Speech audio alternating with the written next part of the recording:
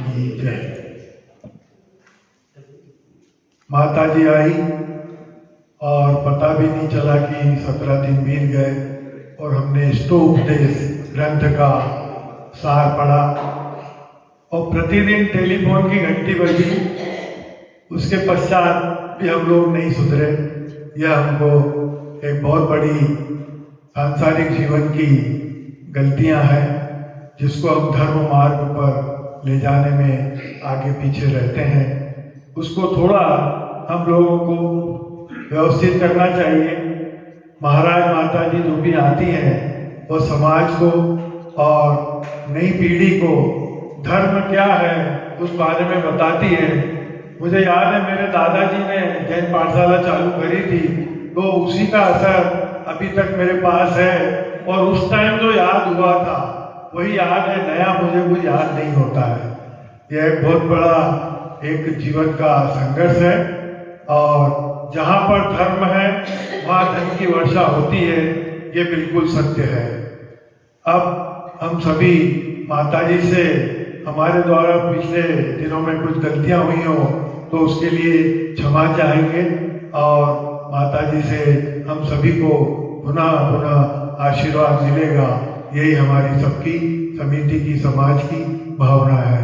आचार्य सुंदर सागर जी महाराज की शिष्या आचार्य सुंदर सागर जी महाराज की माता जी हैं, यहाँ माँ है, जन्म देने वाली माँ यहाँ बैठी है। आप देखिए कितनी शांत, हमने पिछले 17 दिन में उनकी आवाज ही नहीं सुनी, बिल्कुल शांत। और ऐसे पुत्र को दिया जन्म जो आचार्य बन के हमारे जैन धर्म का प्रचार कर रहे हैं और ऐसी माता जी और सुलभ जी को हमारे बीच में धर्म प्रचार के लिए भेज रहे हैं और हम सभी उनका लाभ ले रहे हैं। माता जी स्वयं भोपाल की हैं, बाकी उनका मुझे कुछ परिवार का जानकारी नहीं है, लेकिन उन्होंने हमें बहुत कुछ 17 दिन में दिखाया, प्रैक्टिकल बातें करी। साड़ी, बीती, कपड़े कैसे पहनना, मंदिर में कैसे जाना और अपने व्यवहार में और सास बहू देवर देवरानी में क्या व्यवस्था रखना, यह एक अपने जीवन का सार उन्होंने हमें बताया। मैं पुनः माता जी के चरणों में वंदामी करता हूँ। वंदामी वंदामी वंदामी। मुनि सुब्रतनाथ भगवान की, आचार्य सुंदर सागर जी महाराज की, परम पूज्य सुनैमती महाराज जी की। एक्चुअली माइक आने के बाद थोड़ी घबराहट हो जाती तो भूल जाते हैं, इसलिए तो वैसे मैं माइक पे गाने में भले तो ले लेता हूँ लेकिन बोलते वक्त तो मुझसे नहीं बोला जाता। मन में बहुत सारी बातें आई थी। आज सब सुबह दीदी ने बोला था कि आपको कुछ बोलना है, मन में बहुत सारी बातें आई थी, बहुत सारे उस समय चल रहे थे कि ये बोलना, लेकिन जब बोलने की बारी है तब वो सब चीजें चली गई। लेकिन माता जी का जो समझाने का तरीका रहा वो बहुत ही मार्मिक, मतलब दिल को टच करने वाला माता जी का समझाने का तरीका था। इसलिए माता जी ने जो शिक्षाएं दी हो और हमारे द्वारा जो हमारे जीवन में हम पे जो सुधार करना चाहिए, हमारे परिवार में जो सुधार आना चाहिए, उस विषय में माता जी बहुत अच्छा समझाया। माता जी ने धर्म को लेकर, धर्म के साथ अपने अपने घर में संस्कार कैसे होना चाहिए, उसमें माता जी ने बहुत अच्छा समझाया। और मैंने सुना था दीदी ने भी बहुत अच्छा समझाती हैं। दीदी के भी दो दिन प्रवचन हुए थे, दोनों दिन दीदी का समझाने का तरीका भी बहुत अच्छा था। लेकिन मैं समाज से नौकार नगर ने जो अभी 17 दिन में जो हमें बिना तकलीफ की माता जी का समय निकला, वैसे नौकार नगर ऐसी जगह है जहाँ पर साधुचर्या का पालन बहुत अच्छे तरह से हो सकता। मतलब जंगल जाने की व्यवस्था, सिटी में व्यवस्थाएं नहीं होती, लेकिन साधुचर्या के हिसाब से नौकार की व्यवस्था बहुत अच्छी। तो साधु संत के लिए नौकार बहुत अच्छा स्थान है।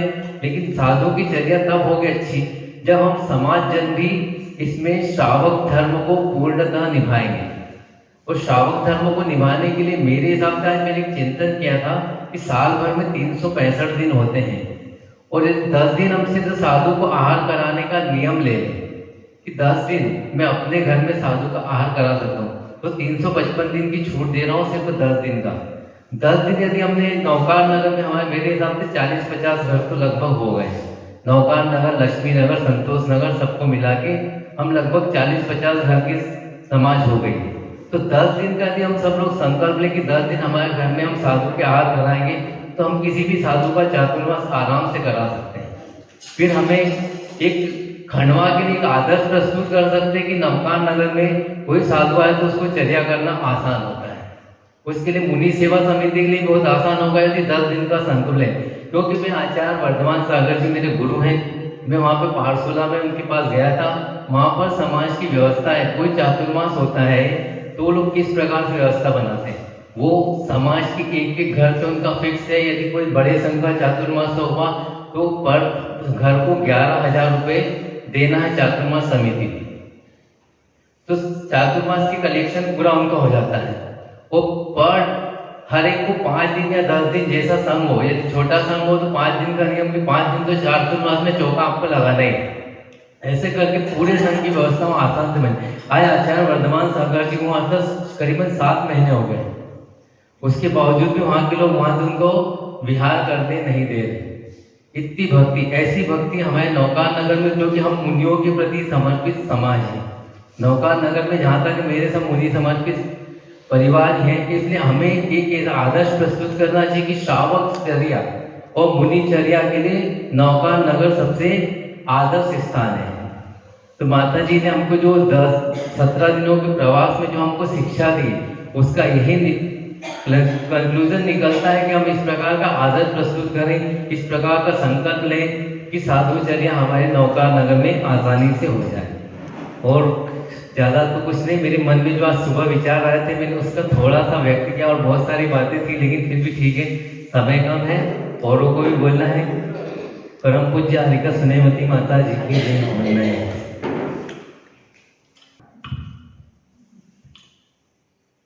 जय बोलो निष्कंठ भगवान की जय। हरिका सुनेमती माता जी की जय। हरिका संघ की जय।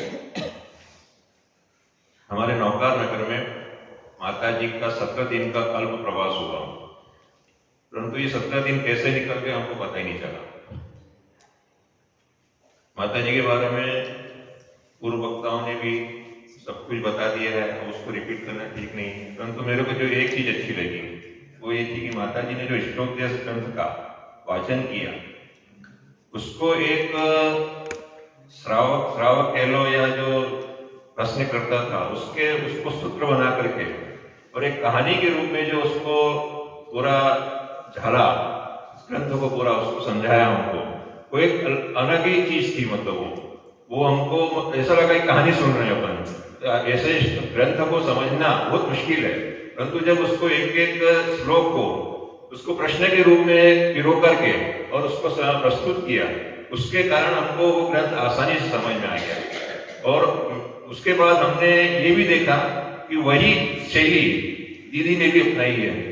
सामायिक की जो दो तीन गाथाएं हमने सुनी, मतलब वो भी वही की वही शैली थी उसमें भी। तो और तुल्लक जी का भी जो अध्ययन है वो हमको ऐसा लगा कि माता जी ने दोनों दीदी को और तुल्लक जी को जो अध्ययन करवाया है वो बिल्कुल माता जी की शैली में ही है। तो मैं ज्यादा कुछ नहीं कहूंगा, परंतु हमारी भावना सबकी वैसे ही व्यक्त कर दी। माता जी ने खुद ने भी कह दिया है कि हमारी अगर प्रबल भावना होगी तो चातुर्मास यहीं पर होगा।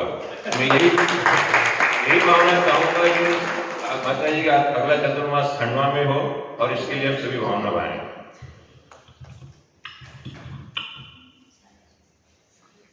खंडवा की प्यासी धरती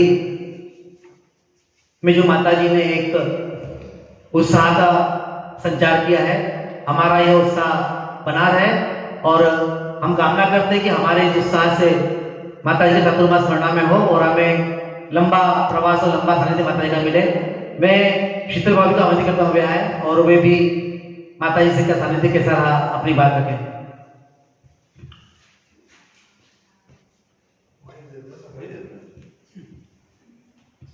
वंदना माता जी, वंदना माता जी के बारे में क्या कहूँ। माता जी की वाणी में जो मिठास है, जो सरलता से वो समझाती है, तो जटिल से जटिल चीज हमें ऐसा लगता है कि बहुत सरल है जो हम नहीं समझ पाते हैं। तो माता जी आपका आशीर्वाद हम पे हमेशा बना रहे। जिस प्रकार माता जी ने कहा कि धरती प्यासी है, बादल फिर आएंगे, माता जी अभी तो हम बहुत प्यासे हैं, हम चाहते हैं कि ये बादल बार बार आगे हमारे ऊपर बरसे। मेरी दोनों बेटियां भैया व्रती में आती थी, उन्हें इतनी उत्सुकता रहती थी कि हम जाएंगे और भैया व्रती करेंगे। मतलब कुछ कारणवश मैं कंटिन्यूस नहीं आ पाई, लेकिन जितना भी सानिध्य माता जी का मिला, हृदय तृप्त हो जाता था कि नहीं माता जी है। और आगे भी आपका आशीर्वाद हम पे बना रहे, हमारे पुण्य का इतने प्रबल होना चाहिए कि माता जी पुनः आए। और मेरी जो भावना है कि माता जी का चौमासा ही यहाँ हो जाए।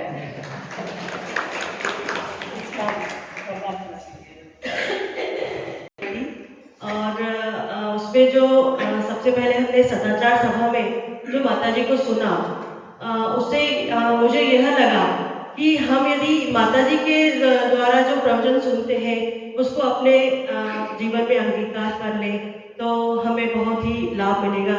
जैसा कि आप सभी को विदित है कि हमारी जैन समाज की जो लड़कियां हैं वो बाहर जाती हैं और बाहर ही विवाह उनका कर लेती है। तो उस हिसाब से जो माता जी ने जो सदाचार सभा में समझाया कि हमें किस प्रकार से अपनी बच्चों को संस्कार देना चाहिए, अपनी बच्चियों को अपने बच्चों को संस्कार इस टाइप से देना चाहिए कि वो आगे जाके अपने जैन धर्म को आगे अंगीकार करें और आगे फैलाएं और दूसरी समाज में नहीं जाए। इसलिए माता जी ने जो भी बताया कि अपने जब बच्चों को सबसे पहले संस्कार देना बहुत जरूरी है। और नवकार नगर में माता जी ने जो यहाँ पर प्रवास किया है उसमें हम सभी नवकार महिला मंडल और हम सभी को बहुत अच्छा मतलब सहयोग मिला है और बहुत अच्छा लाभ मिला है। और मैं भी यही चाहूँगी कि माता जी का चातुर्मास खंडवा में भी हो और हम सब माता जी से जुड़े रहें और हर समय माता जी के साथ ही आशीर्वाद प्राप्त करें। जय जिनेन्द्र। जय बोलो आचार्य गुरुवर श्री विद्यासागर जी महामहिम महाराज जी की जय। परम पूज्य आचार्य गुरुवर श्री सुंदर सागर जी महाराज की जय। आर्यका संघ की जय। अतिशयकारी आतर के नेमिनाथ भगवान की जय। आतर गांव से अतिशयकारी नेमिनाथ भगवान यहाँ पर विराजमान है और मेरे को ऐसा लगता है कि नेमिनाथ भगवान की कृपा से ही दयोदय तीर्थ की ओर माता जी का मंगल विहार होगा। तो मेरे को ऐसा लगा गांव में माता जी का संघ आया है और वहां से भेजा गया कि जाओ आर्य का संघ आया है और उनको निवेदन करो कि मोक्ष कल्याण मोक्ष दिवस आदिनाथ भगवान के चरणों में आप जाए। तो मैं सबसे पहले हमारे अध्यक्ष महोदय जी के घर गया और उनसे निवेदन किया कि ये संघ मिले या ना मिले, लेकिन आपको मुनि सेवा समिति को अभिषेक करने जरूर आना है। अभिषेक के संस्कार श्रावकों को माता जी के संघ में आदिनाथ भगवान की कृपा से और नेमिनाथ भगवान की कृपा से दयोदय तीर्थ पे मिलने जा रहे हैं। तो मेरा एक निवेदन है सभी से कि वहां पे महाराज जी से मैंने पूछा था कि मैं अकेला हूँ और वहां पे अभिषेक कैसे होगा। तो उन्होंने कहा साल में 2 दिन आप अभिषेक कर सकते हैं, एक आदिनाथ मोक्ष कल्याण पे और आदिनाथ जयंती पे। तो मेरा एक निवेदन है कि माता जी के सानिध्य में बच्चों को अभिषेक करने जरूर लाओ, देखने लाओ और वहां का अतिशय देखो। हमें गुरु कृपा से, सुंदर सागर जी की कृपा से, हजार सिंह की कृपा से संग मिला है। मैं माता बहनों से निवेदन करूंगा, दादी जी से निवेदन करूंगा कि अपने सभी सदस्यों को अभिषेक दिखाने सही समय पे लाए, क्योंकि हम इंतजार न करवाए, भगवान को इंतजार कराएंगे। तो ब्रह्म मुहूर्त में 7 बजे से अभिषेक चालू होगा। सभी की आहार व्यवस्था वहाँ रहेगी, भोजन व्यवस्था नहीं, सभी की आहार व्यवस्था है। हम 16 का भोजन बना रहे, सभी का पूरी तैयारी में जुटे हैं। सभी को आहार भी ले, आहार भी कराएं और सभी आए और माता जी के सानिध्य में एक संस्कार दीक्षा निधि होगी। ये अभिषेक जब करेंगे ना सभी लोग, देखने वालों को भी संस्कार मिलेंगे। ज्यादा ना कहते हुए नेमिनाथ भगवान की कृपा है, मुनि सुरतनाथ भगवान की कृपा है और यहाँ से विहार होगा। एक बार क्या हुआ था कि विशेष सागर जी महाराज जी आए थे यहाँ से 11 साल पहले। तात्पर्य फोन आया, बोले महाराज जी का स्वास्थ्य खराब है और गुड़गांव में जीन सहस्त्र नाम से प्रतिमा जी का अभिषेक कराना चाहते हैं। यहाँ से महाराज जी गए थे, महाराज जी विशेष सागर जी थे, तो अभी फिर वापस माता जी का संग मिला हमको गुरु कृपा से। मैं सबको विशेष निवेदन करूंगा, सभी आप बधाए, वात्सल्य प्रेम बढ़े। और मोदी सेवा समिति को यह अवसर मिला है, अध्यक्ष मोदी जी को अवसर मिला है, सभी सदस्य अवश्य ले, इन्हीं भावनाओं से सभी को जय हिंद, जय बोलो आदिनाथ भगवान की जय। नहीं, उनके पुण्य इतने प्रबल थे कि ऐसी सरल और ज्ञानवान माता जी मतलब यहाँ पर पधारी और उनके सानिध्य में मात्र 17 दिन में इष्टोपदेश का जो ग्रंथ मतलब इन्हें जितना क्लिष्ट है और जिसकी मतलब जिसको कह सकते हैं कि हम यूं पढ़कर समझ नहीं सकते हैं, या उसका कुछ और दूसरे भी मतलब यदि आप टीका पढ़ें तो भी उसको समझ नहीं सकते, लेकिन अपने इतने सरल प्रवचन के माध्यम से इतनी गूढ़ बातों को इतना हमको समझाया माता जी ने कि हमको लगता है कि माता जी की जैसे ये जो एक हमको अभी सुनने को मिला, ऐसे ही हमको दूसरे भी ग्रंथों की विवेचना सुनने को मिले। और उसके लिए निश्चित रूप से कल ही मैंने पंकज भाई से कहा था कि मैंने कहा पंकज भैया, ऐसे ज्ञानवान माता जी का, ऐसे साधु संतों का मतलब मैंने हमको चातुर्मास करवाने के लिए निश्चित रूप से बिल्कुल आगे आना चाहिए और उनका चातुर्मास यहाँ खंडवा पर हो, खंडवा में हो, ऐसी प्रबल भावना हम सबको बढ़ाना चाहिए। मैं मतलब समिति से भी और नवकार नगर के ट्रस्ट मंडल से भी निवेदन करूंगा कि वे मतलब इन्हें इस बात को निश्चित रूप से ध्यान रखते हुए, माता जी ने बहुत स्पष्ट शब्दों में अपने को बताया भी है, देखो बेबी ट्रेलर मैंने आपको दे दिया है, अब आपकी फिल्म बाकी है, अपनी पूरी जो फिल्म आपके लिए चातुर्मास के रूप में ही होना चाहिए।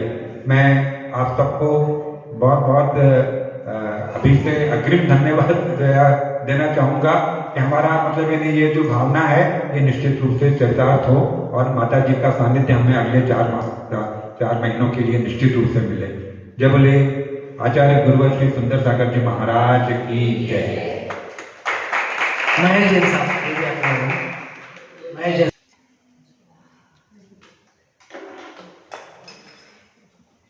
केवल मुंशबनाथ भगवान की जय और विष्णु शंकर भगवान की जय, आचार्य सुंदर सागर महाराज की जय। विगत 17 दिनों में माता जी ने हमको जो इष्टोपदेश ग्रंथ का रसास्वादन करवाया, वह अपने आप में बहुत ही अनूठी बात थी। माता जी ने देखा, माता जी बहुत निमित्त ज्ञानी भी है। शुरू में उन्होंने देखा कि इष्टोपदेश का जो है अध्ययन करा रहे हैं, एक 2 श्लोक पढ़ाते थे।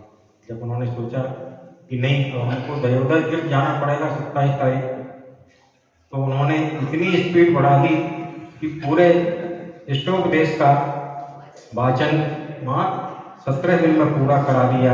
ये उनके निमित्त ज्ञान से ही उनको प्राप्त हो गया। और माता जी छोटी हस्ती नहीं है, मध्य प्रदेश की राजधानी में जन्मी और हिंदुस्तान की राजधानी दिल्ली के गुरु महाराज से उन्होंने दीक्षा प्राप्त की। ये भी अपने आप में एक अनूठा संयोग है। दोनों राजधानियों से उनका डायरेक्ट संपर्क है।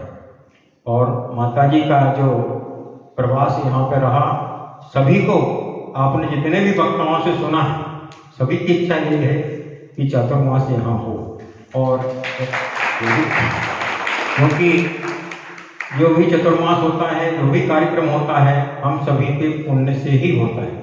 यहाँ तक कहा गया है, भवि भागन बस जो वे बसाए, तुम ध्वनि है सो भी भ्रम नसाए। भगवान का समोसरण भी भक्तों के पुण्य से ही आगे बढ़ता है। भक्तों का जहाँ पुण्य खींचता है वहीं समोसरण जाता है। भक्तों में इतनी ताकत है कि भगवान को भी अपने बस में कर लेते हैं। कोई भगवान जब समोसरण में बैठ जाते हैं तो उनकी स्वयं की इच्छा नहीं रहती है कि हमको कहाँ जाना है। ये भक्त लोग ही उनको खींच करके अपने धरा पर ले जाते हैं। इसी तरह यदि हम सभी भक्तों की प्रबल इच्छा होगी, प्रबल पुण्य होगा, तो जरूर ही चतुर्मास खंडवा में होगा। ऐसी हम सभी की इच्छा है। और हम पिछले इतने दिनों से माता जी के सानिध्य में रहे। दोनों तीनों टाइम हमने यहाँ आकर के माता जी का सानिध्य प्राप्त किया और इसमें माता जी से बहुत सारे हमको प्रश्न भी करने का मौका मिला और उन्होंने यथासंभव हमको समाधान भी दिया। और जो प्रश्न करता है तो हो सकता है उससे कुछ गलतियां भी हुई होंगी, तो हम पूरे आर्यिका संघ से इस संबंध में उत्तम क्षमा चाहते हुए निवेदन करते हैं, यदि कोई अभिनय हुई हो तो हमें माफ करें। जय बोले आदिनाथ भगवान की।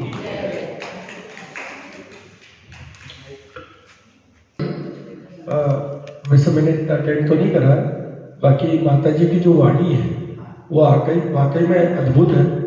एकदम इतनी सुरीली आवाज और सरलता से जो उन्होंने उल्लेख करा हर चीजों का।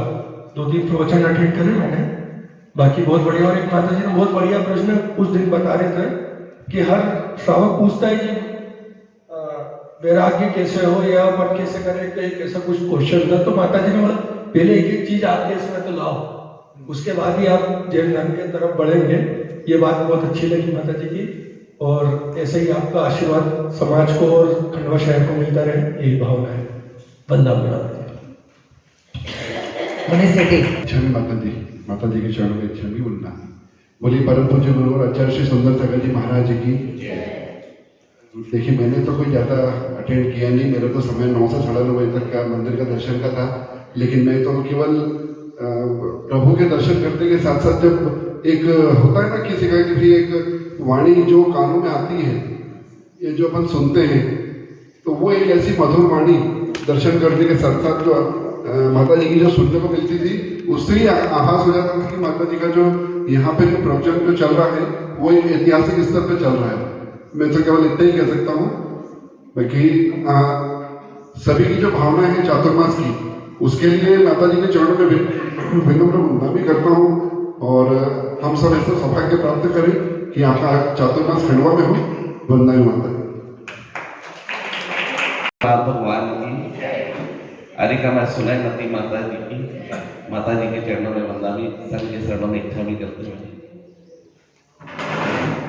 माता जी आपने बहुत आज प्रवचन को इतनी सांकेतिक भाषा में शुरुआत की थी कि आपने इतने संकेत दिए कि बादल आए बरस कर जा रहे हैं, लेकिन माता जी अभी बादल आए जरूर हैं, लेकिन ये जो आज बारिश हुई है, ये बारिश के पहले जब धरती पूरी गर्म होती है, बहुत तप्त होती है, उस समय बादल आके जो शुरुआत में बारिश के पूर्व की जो बारिश होती है और उसकी जो महक होती है मिट्टी की, तो अभी उस बारिश से सिर्फ उस मिट्टी की महक इस नौका नगर में आई है।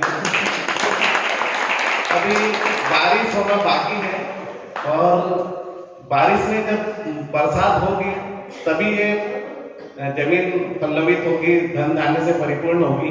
अभी सिर्फ आपकी जो महक है, उस मिट्टी की जो सबसे सौंधी खुशबू होती है, वो खुशबू हम लोगों ने ली है। हम चाहेंगे कि बादल पुनः लौट कर आए और पूरी बारिश यहाँ पर करें।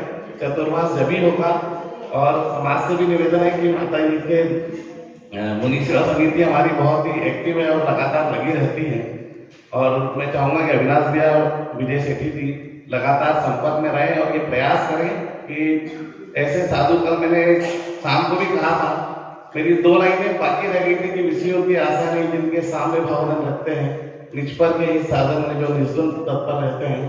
उसके आगे की लाइनें भी आप पर ही हैं कि स्वार्थ त्याग की कठिन तपस्या बिना खेद जो करते हैं, ऐसे ज्ञानी साधु जगत के दुख सम्मुख करते हैं। तो आप ऐसे ज्ञानी साधु में मिले और हमारे दुखों को हरे, यही भावना है। बारंबार वंदना है। पूज्य माता के सानिध्य हमको आगे और मिले। ट्रेलर तो हमने देख लिया है, पिक्चर अभी बाकी है, तो हम सभी की भावना रहेगी कि हम माता के चातुर्मास के माध्यम से हम सभी यहाँ पर उनका सानिध्य प्राप्त करें।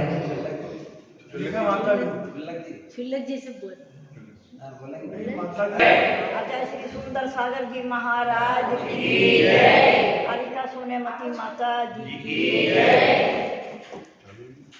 सब जने बोलना भी मेरे साथ, मेरा थोड़ा गुरुवर ऐसे बसो मेरे मन में, कोई देखे न तुमको हम में। गुरुवर ऐसे बसो मेरे मन में, कोई देखे ना तुमको हम में, जैसे फूलों में खुशबू समाई, जैसे फूलों में खुशबू समाई, वो किसी को नजर नहीं आई, वो किसी को नजर नहीं आई। गुरुवर ऐसे बसो मेरे मन में, कोई देखे ना तुमको हम में, गुरुवर ऐसे बसो मेरे मन में, कोई देखे ना तुमको हम में, जैसे दूध में मक्खन समाया, जैसे दूध में मक्खन समाया, वो किसी को नजर नहीं आया, वो किसी को नजर नहीं आया। गुरुवर ऐसे बसो मेरे मन में, कोई देखे ना तुमको हम में, गुरुवर ऐसे बसो मेरे मन में, कोई देखे ना तुमको हम में, जैसे तिल्ली में तेल समाया, जैसे तिल्ली में तेल समाया, वो किसी को नजर नहीं आया, वो किसी को नजर नहीं आया। गुरुवर ऐसे बसो मेरे मन में, कोई देखे ना तुमको हम में, गुरुवर ऐसे बसो मेरे मन में, कोई देखे ना तुमको हम में, जैसे चंदा में चांदनी समाई, जैसे चंदा में चांदनी समाई, वो किसी को नजर नहीं आई, वो किसी को नजर नहीं आई। गुरुवर ऐसे बसो मेरे मन में, कोई देखे ना तुमको हम में, जैसे सनम की गुरुवर पाए।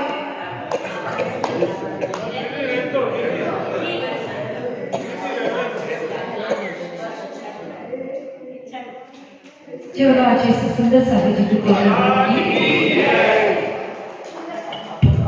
चुलिका माता की आवाज तो सभी ने सुन ली, अब चुल्ला जी की आवाज भी सबको सुनना है। एक भजन या कुछ आशीर्वाद